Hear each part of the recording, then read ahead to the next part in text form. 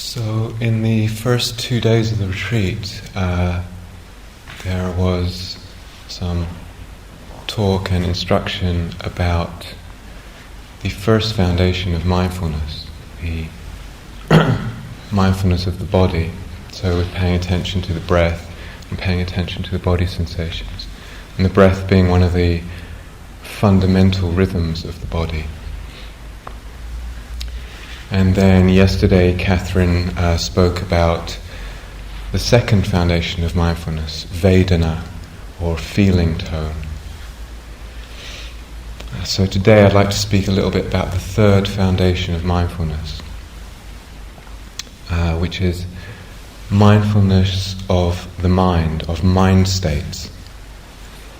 So this is the third area where the Buddha really recommended that we give really caring attention and investigation. So actually, for many people, it's not immediately obvious what exactly a mind state is. It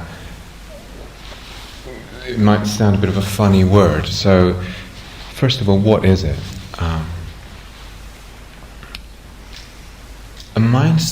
The idea of mind states includes the concept of emotions, which is something that we're all quite clear about what that means. So some of the more obvious emotions like fear or anger or joy or love, these are all emotions, and emotions are a subset of mind states.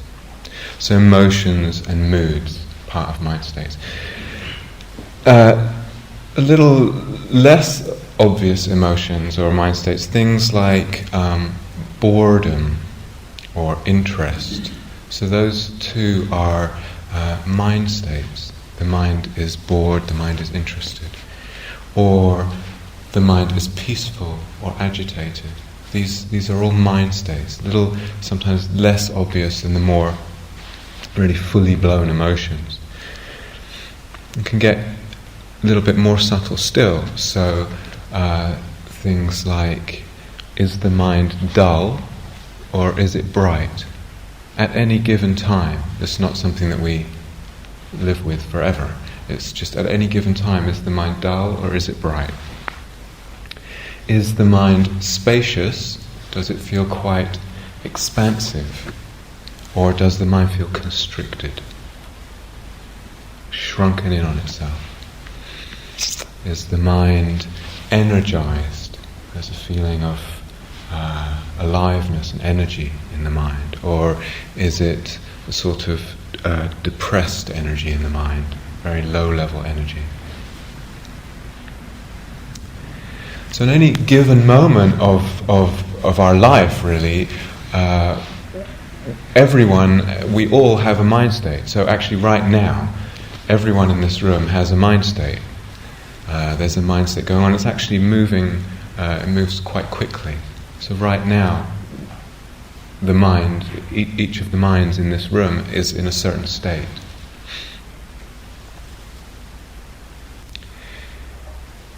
Now, the reason that the Buddha gave such emphasis to this is quite clear. We struggle a lot. This is something we struggle with a lot. A lot of our suffering in life is actually caught up in our mind state. We're troubled by the state of our mind a lot. Our mind doesn't seem to behave, and we struggle with it. So to bring attention and to bring investigation, a real care into that investigation is really important if we want to move towards freedom. So, the first step is actually just becoming familiar with what it means and what the different states of mind are, what it is to have a mind that has mind states. So this is bringing mindfulness in, bringing the capacity to notice the different aspects of a mind state. Every time there's a mind state, it will have some physical manifestation. It will have some way that it plays out and expresses itself in the body. So sometimes this is clearer with the more fully blown emotions, but when there's fear, for example, there's certain strong sensations often in the body, or anger, or love too, expresses itself in the body. The body feels a certain way. Joy. So the first step is really to look at how the body is manifesting. What are the sensations in the body that are expressive of this mind state? So this includes manifestations in temperature. For instance, something like anger is quite a heated, we're hot with anger, and we can actually feel that heat in the body. You can feel it in different parts of the body. Some mind states are accompanied by a very light feeling in the body. The body feels very airy and light. And some mind states very sort of heaviness and sort of thickness in the body. So this is all just to be noticed, just to become familiar with and to become intimate with. And we might ask, where is the manifestation in the body? So, for instance, with fear again, the manifestation is there's often what we butterflies in the tummy. So it's something right there. Or love is often warmth or expansiveness in the chest. Oftentimes, mind states and emotions are manifested in the face. You can really, if you just tune into what's going on in the face, around the mouth, as often we can find often quite a strong correlation there.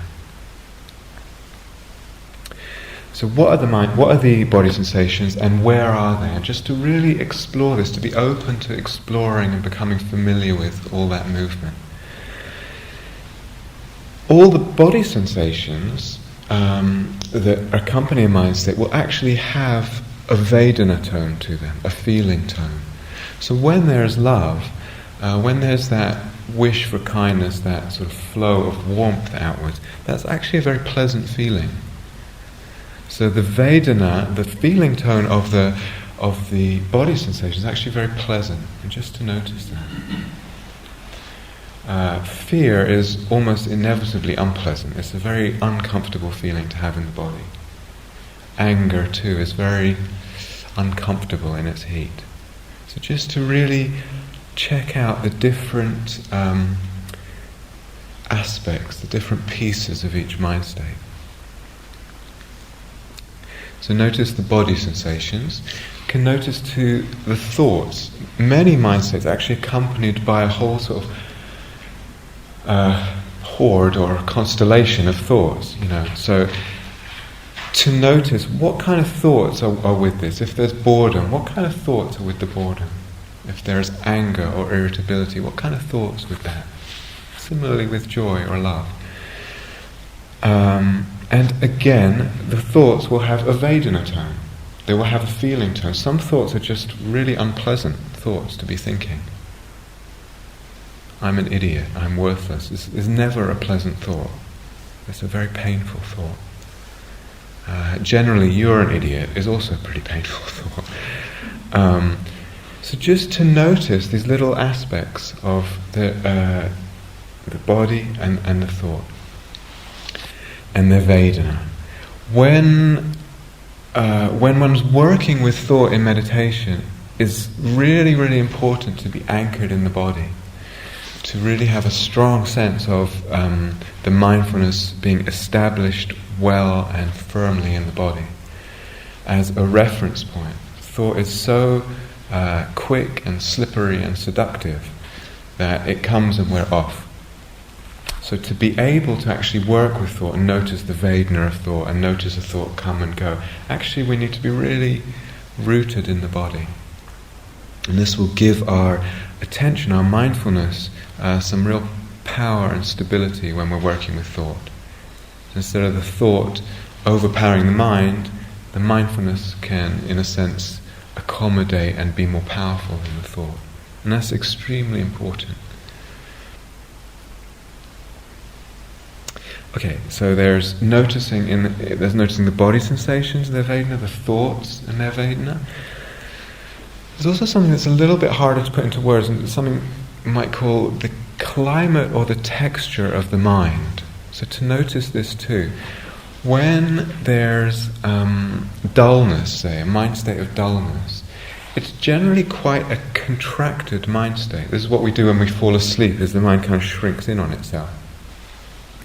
So that's the texture of the mind. It's kind of small, or if it's just a little over-energized, a little kind of this radio static just playing through the mind. That's part of the texture of the mind. These are all things we can become intimate with and know that this is going on.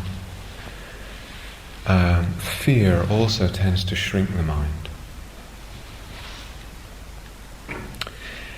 Some of those textures and climates of mind are actually unpleasant. Again, so the automatic reaction would be to react to them.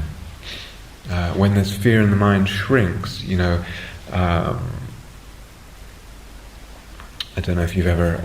I used to be a jazz musician years ago, and in my beginning stages of my career, would have quite a lot of performance anxiety. Sometimes we'd be up there on stage, and it would feel like my mind was about the size of a pea. And so that feeling of shrinking out is actually very unpleasant. And what happens with the unpleasantness of it is that we react to it. And this tends to spiral the whole mind state. So it's very important to be aware of the climate and the texture of the mind.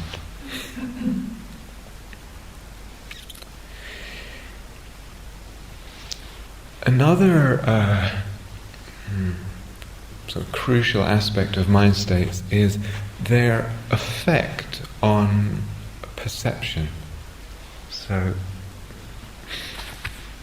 some of this is fairly obvious, but when we're irritable, generally, or angry or depressed, the world doesn't look like a very nice place, and people don't seem that great, and we don't seem that great. Our whole perception is kind of grey, heavy, dark. And then sometimes the heart opens and there's a real tenderness or warmth, and the whole world actually seems soft, seems very lovely and beautiful, and luminous even. So this is the effect of the mind state on the perception. This is really to be noticed, because if we believe that our perceptions are giving us some inherent take on what the world is, and what reality is, and what we are, and what other people's are, then that's actually a misunderstanding. Perception always comes out of the mind state, and to notice that relationship. The mind state will also have an effect on the Vedana, on the feeling tone of sense contact. What does that mean? It means if we're irritable and you stub your toe or something, it's magnified by 100 times or whatever. Or you're sitting and there's a pain in the knee and there's irritability. The actual unpleasantness of the sense contact is actually stronger. So this is all to be noticed, because this is part of how suffering builds up when we don't notice these things. We don't notice the way the whole sort of black mass of suffering is snowballing.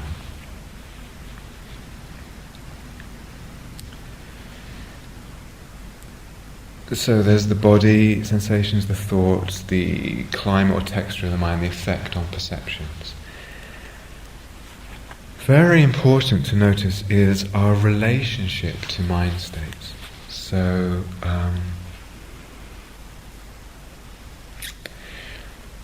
some mind states we very much appreciate and we really love them, and some mind states we really have a difficult time with. And to notice that relationship. What is my relationship to the mind state? We can actually feel that relationship in the body. And this is also one of the reasons why being anchored in the body is really important. When there's a wish to push away a mind state, push away fear, or push away irritability, there's actually a kind of physical contraction in the body. You can actually feel it. Sometimes it's quite subtle. It's almost like the body is just cramping up a little bit. You can actually tune into that that sense in the body as a way of telling us, what's my relationship with this? And of course sometimes we notice that relationship in thought about the mind state. Sometimes that thought is about self-belief. I'm a crappy meditator, or I'm a spiritual failure, or whatever it is, I'm a loser, something like that. Because I have a mind state, it means I'm useless or something, because I have a certain mind state. To be very, very conscientious around the kinds of self-beliefs that arise in relationship to having any mind state. Or there's a little run of calmness, and the self-belief is it's very soon to be a Buddha, or it's just to be aware of what the conclusions are that we're making about ourselves because of mind states. And there's so much suffering involved in that. This believes in this what we tell ourselves about ourselves based on what the mind is doing at any time. So really to be very bring a real care and vigilance around that. And we also have views about the mind state itself and what it might mean. So sometimes, for instance, there can be a view that if there's a lot of miserable mind states, that's actually a purification process happening. So this is actually quite common for this view to be around in spiritual circles, that what meditation is just to sit there, do nothing, and let all the old karma, all the accumulations come up and out. Generally they'll be miserable, and so the more misery, the better you're doing. It's quite a common view, unfortunately. The Buddha never ever said that. Never, not once. In fact, he came across a person who was practicing that way, and he basically ridiculed him. It's just to be wary of what the assumptions are about the whole process. Am I assuming that I'm emptying out through sitting here? Emptying out this life and 10,000 lives before, and what a long process that's going to be. Is that really what this is about? And perhaps even more importantly, if I have a view like that, is it a neutral view? Is it a neutral view, or does having a view like that actually have an effect on what's going on in terms of a kind of self-perpetuating belief? So if I believe that tends to be what happens and what seems to be what's going on. If I think it's just endless purification, it may be that one's own questioning in quite a self-responsible and strong way. The Buddha, when he talked about these four foundations of mindfulness, he keeps using these strange phrases. He talks about the body, then he says, see the body in the body. When he talks about feelings, he says, see the feelings in the feelings. Then he talks about the mind, he says, see the mind in the mind. And I think, what on earth does that mean? See the mind in the mind. What it means is exactly this. Don't see self-belief in the mind. The mind is depressed. It means what? It means the mind is depressed. It doesn't mean I'm a failure. It doesn't mean I'm a loser. It doesn't mean I'm a completely depressed person. See the mind in the mind. Don't see self in the mind. And to be very careful with that. And don't see other assumptions in the mind. It's just, that's what the mind is doing. That's how it is right now. It's just the mind in the mind. Similarly with the body, instead of thinking about the body in terms of sense of self-worth, it's attractive or it's not attractive, or it's aging or it's not aging, or I'm healthy or not. It's just the body in the body. It takes away so much of the unnecessary suffering that we dump on top of body and of mind. So just see the mind in the mind. It doesn't mean anything about ourselves.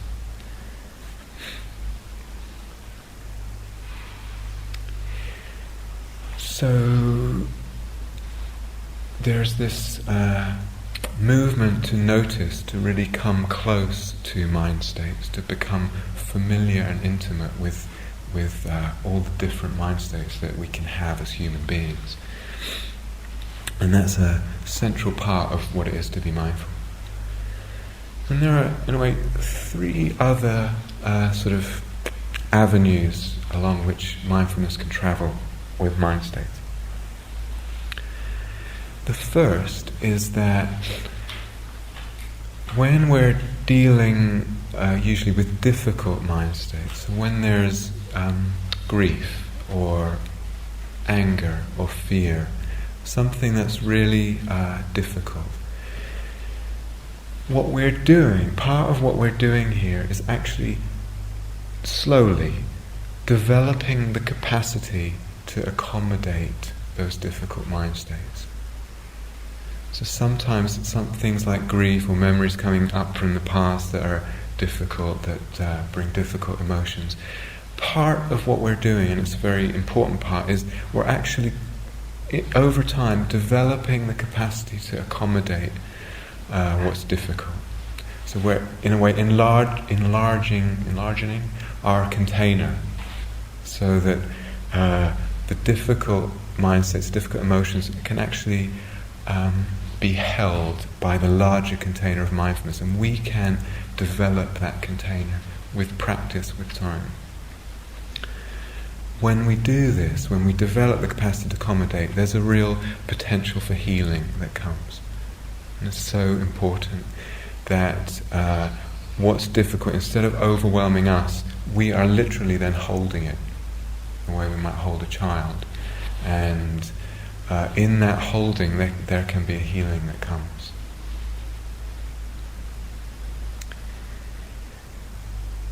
That process,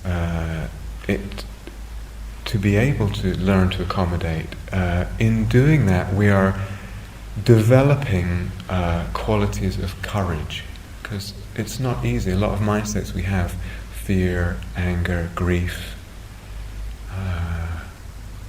they are not easy. They are quite scary to face. So we're actually developing the courage slowly to actually be able to accommodate them. We're developing openness, and we're developing confidence, which is really crucial. So there's a sense of,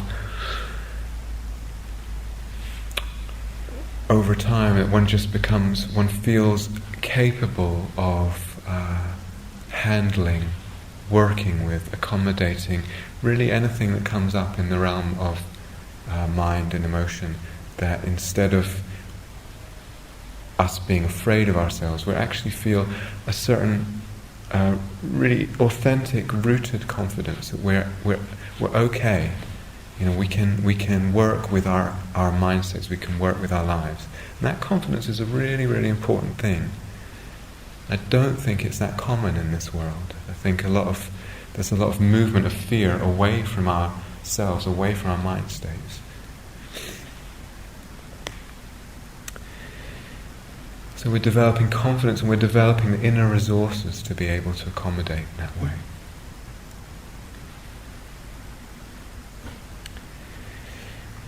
So that we can be with these difficult mind states in a self-nurturing way, in a way that's really helpful. This isn't easy, okay? It's just not easy for anyone, really, this journey, and really at any time it's just not easy. It's not an easy thing. It takes kindness. It needs kindness. That process of learning to accommodate what's difficult needs our kindness. And it needs patience. We need to be patient, especially with old patterns. We really need to know that it can, but it's probably not something that will just change like that. It needs interest as well. We need to actually be interested in the process. That quality of interest is a really powerful factor. And it needs compassion. These difficult mindsets often they are suffering for ourselves. So it needs to be touched with compassion, aware that they're difficult and that when they're around, it's suffering for us. So it's not easy, but these are the qualities that we need to reflect on bringing into this work.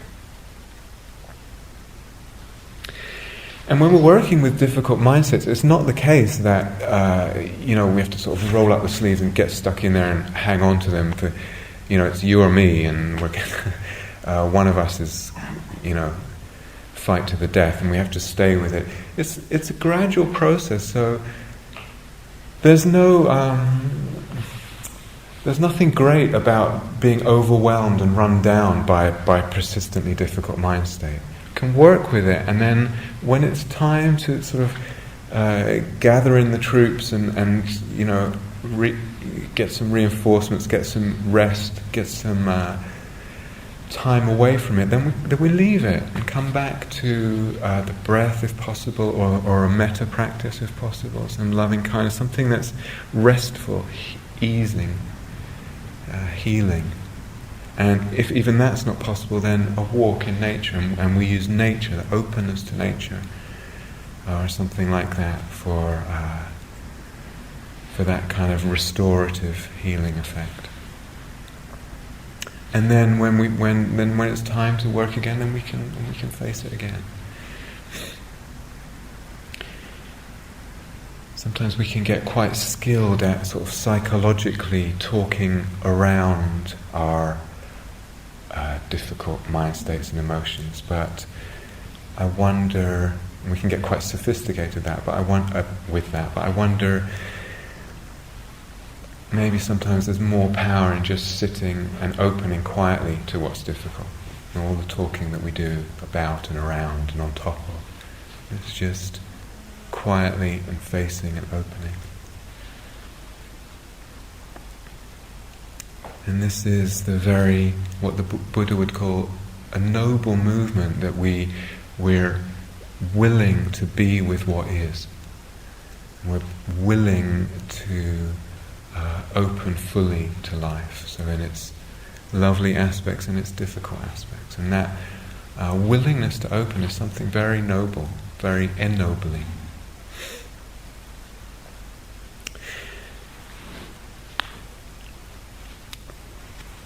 So there's noticing it and becoming familiar with the different mind states. And then there's this, what we're doing, just developing the capacity to accommodate. If we're working on samatha, on developing calm, or developing metta, loving kindness, or one of the other Brahmaviharas, then I have to modify the usual approach, because the usual Vipassana approach would be just to, let come what comes, and to develop this openness to its coming and its going, and be with it. If we're working on samatha or metta, on developing calm, we're actually working on developing certain mind states. So the usual thing that we hear about don't get attached to whatever mind state, actually we have to put that aside. And it's actually okay to get attached to mind states if you're working with samatha and metta. It's fine. It's completely a good thing. As several of my teachers said to me, worry about that later. You're developing, if you're working on calmness, on concentration, on metta, just develop that, and it does have periods when it's nice, and enjoy that. So don't worry about the attachment there. It's a slightly different emphasis. But to be conscious of what you're doing when you're doing. So now I'm developing samatha, and I'm working on developing a mind state. So just to know that that's what's going on. And then if you're actually doing both, I'm developing calm and I'm developing a more open awareness of vipassana, then just to be aware of when you're doing what you're doing. That's all. It's not this cardinal rule of, don't get attached to mind states. The Buddha put huge emphasis on right effort. So what that means is cultivating beautiful mind states. Huge emphasis. Cultivating what's beautiful and learning to let go of what's not so helpful. What we understand over time, and it's actually a huge investigation, we understand what's beautiful and what's not beautiful here in terms of mind states. Mind states that lead to happiness, that lead to our happiness and the happiness of others, are worth cultivating. So, love, calmness, equanimity, patience, compassion, concentration. These are all beautiful mind states that are really worth investing in, worth developing. Anger, irritability, impatience, agitation, disinterest. These are not so helpful to us. They bring suffering for us and for other people. And we need to be clear about that and get clear about that. So this is quite a process just to be clear about what actually helps and what doesn't. And then to actually gradually begin to empower what's helpful and to let go of what's not. And we can ask actually in any moment, what does the mindset actually need right now? So if it's, for instance, if I'm feeling a bit tired and dull, then the mindset might be a bit shrunken. It might be that I need to pay attention to space more. Actually expand the mind literally by paying attention to physical space, by paying attention to light. It may need a bit more of an injection of energy, an injection of effort. So we can actually see, that's the mind state. What could it possibly need?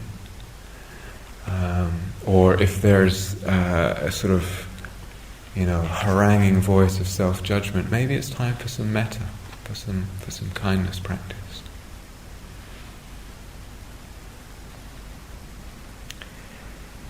When there's calmness around, when there's love around, when there's a sense of expansiveness around, really to actually explore that, to let oneself explore that. How does it feel when there's love around? How does the body feel when there's kindness around? There's a certain warmth flowing in the body, a certain ease in the body, openness. When there's a sense of expansiveness around, just to really get familiar with that. That getting familiar with it actually begins to nourish that mind state.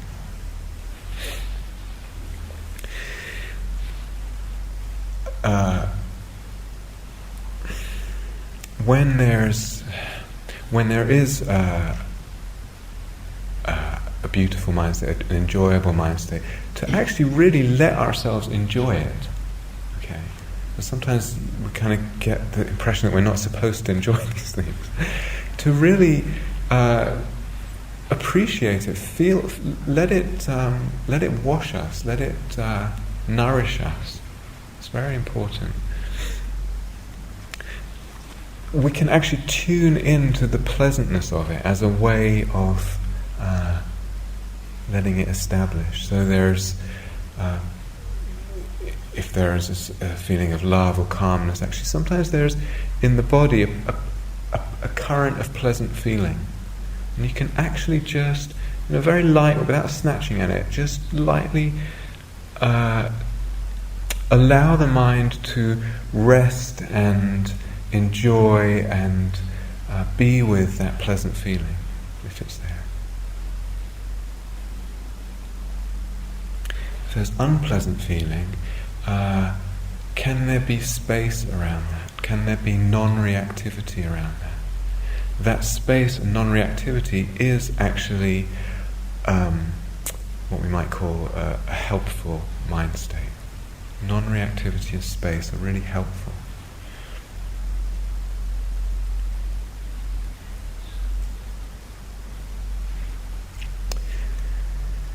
So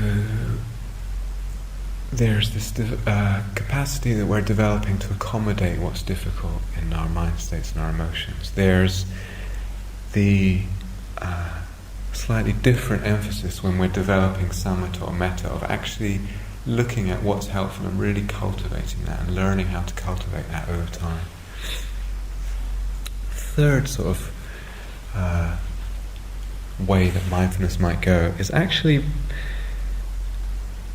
looking at the mind states from what we might call like a dharma perspective. So what do I mean by that?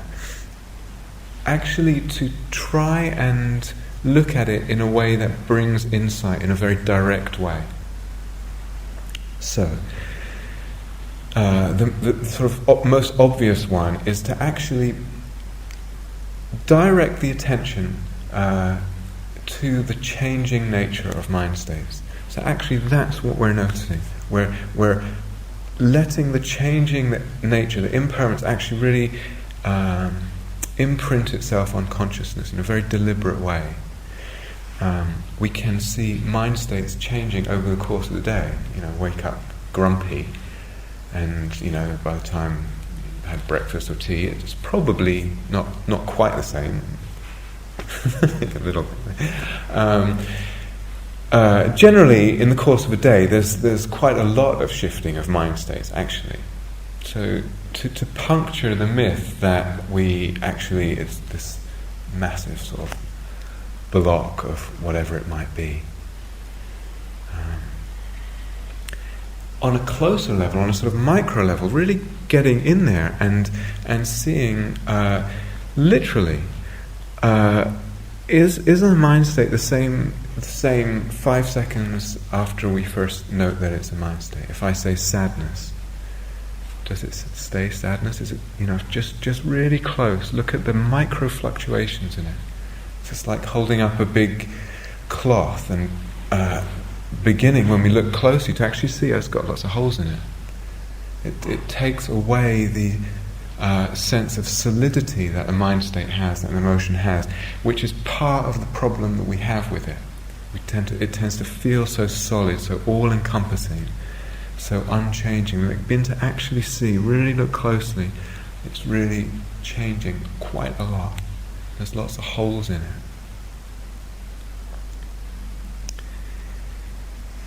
Sometimes when the mind state feels particularly difficult, and it's very difficult to work with, it can actually be helpful just to have the faith that it will pass. This too will pass, and just to remind ourselves of that. We've never ever in our lives had a mind state that lasts forever. We just haven't. It's impossible. And actually, sometimes it is very difficult. We can just remind ourselves this will pass. It is impermanent. And there can just be enough there to sometimes keep us going. So we see the impermanence of it. We can see the changing nature. What we might call looking into how it's actually supported, how the mind state is actually supported by different factors. And this is really important. It's often overlooked. So what does that mean? It means a mind state is often supported by our reactions to it, as I said a little bit before. So if there's fear, and there's fear around, we're often actually afraid of fear itself. So there's fear of fear. And to notice that's going on is very, very common.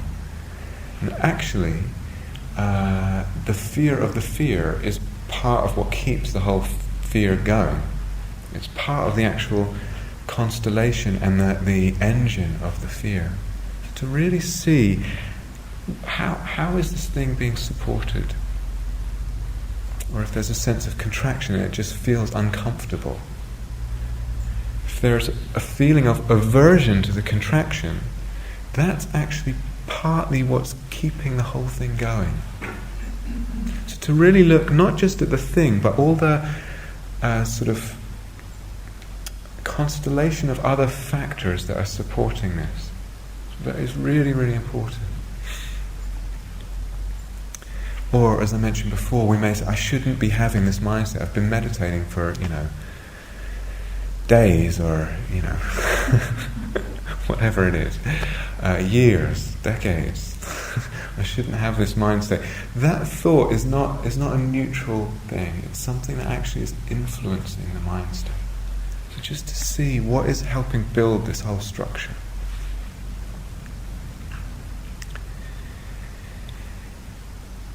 We may also see what is a little hard to describe, but in a way, sometimes it's really necessary in meditation to pay very close attention to what's going on. So we're really, for instance, if there's sadness, we feel pain in the heart area, and it's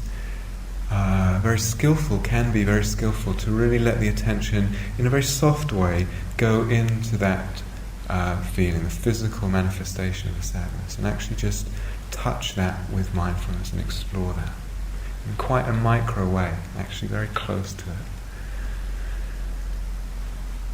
So that's what we might call a kind of microscopic attention. On the other extreme, we might have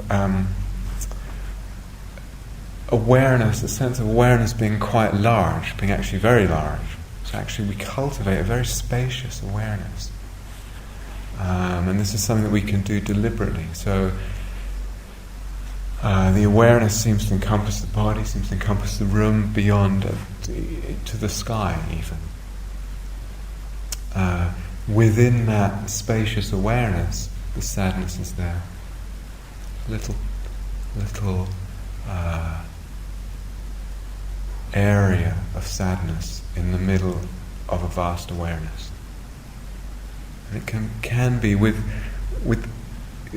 practice, it can be quite skillful to move between these two ways of using attention, quite a microscopic way and quite an expansive way.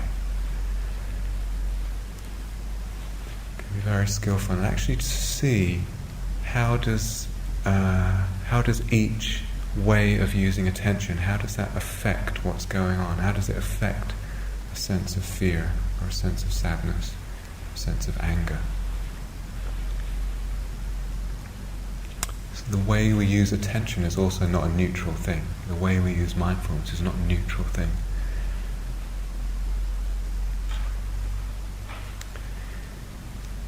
Lastly, we might want to explore instead of just an emphasis on mindfulness all the time, mindfulness, being aware, what if we explore the power of kindness? What if we let go a little bit of the agenda on a sort of precision of awareness and actually just explore what is the effect of kindness on this mind state, on this emotion? So that can be, as I mentioned briefly before, just a sense of actually either holding ourselves with that emotion, with that grief, with that anger, whatever it is, or actually even holding the emotion itself, or bathing it in kindness, as if the awareness is just imbuing it with kindness. Whatever works for you, but finding some way to actually bring a lot of kindness in, and actually really touch, hold what's going on in kindness, and really let that be the emphasis. And seeing what effect does that have. Because again, kindness and its absence are not neutral factors. Actually, there is no such thing as a neutral factor. There's no such thing. So to really see and it's extremely skillful. What is it to bring kindness to this? And if there's resistance, that's okay. You can bring kindness to the resistance.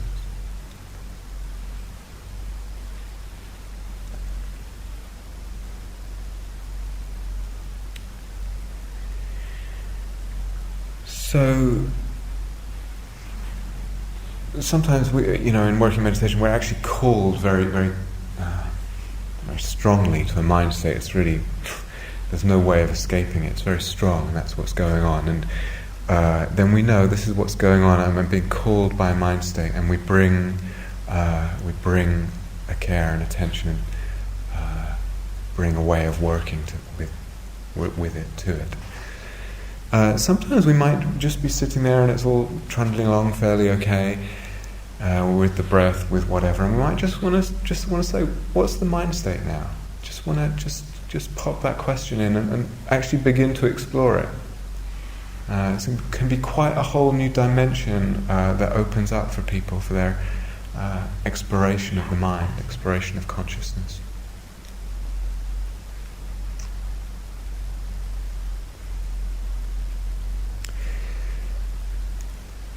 So that's a lot of information.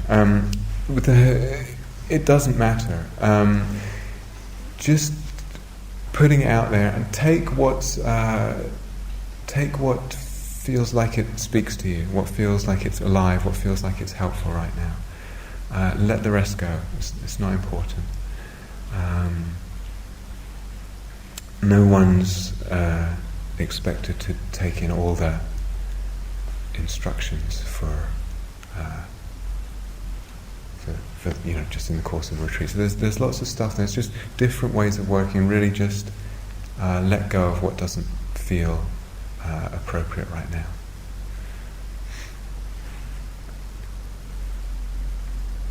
So we have a quiet minute together.